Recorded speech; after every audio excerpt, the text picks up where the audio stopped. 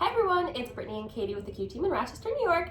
We're back with our 2-minute first-time homebuyer series, and today we're talking about how to choose an agent. I do think that's like about an hour, an hour-long hour, guys. We're gonna see how far 2 minutes gets us on this. Yeah. We're gonna talk the entire time, so I hope you guys keep works. watching. So I wanted to kind of go into our first point on how to pick what real estate agent you want to use. So my first bit of advice is asking families and friends for referrals. I mean, who better to find someone that you know or that you like and trust from those that you like and trust, right, exactly. And someone that they like, know, and trust. So that is the first step in our opinion on how to find someone that you'll work with. Another thing that's super important is making sure that your personalities are compatible.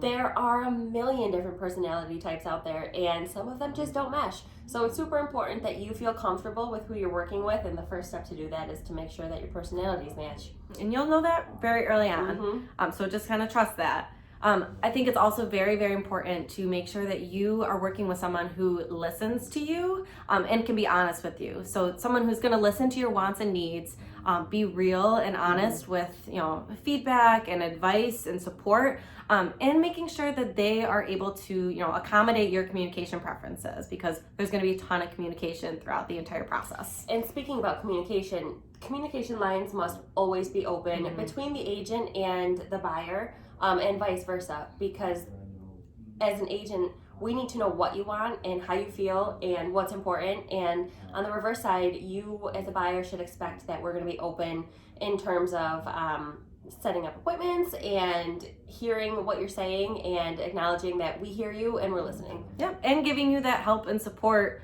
throughout the entire process. So they're communicating with you on what you're supposed to be doing and what you're not, and helping you make the process as seamless as possible. Yep. And I think it's crucial when you're picking an agent to make sure that you have someone with experience and someone who can devote their full time and energy and attention to you and your needs, because you're making a huge investment and you want to make sure it's someone that's going to be able to devote their time to that. And another important key that we think is great for a buyer is considering somebody that's on a team.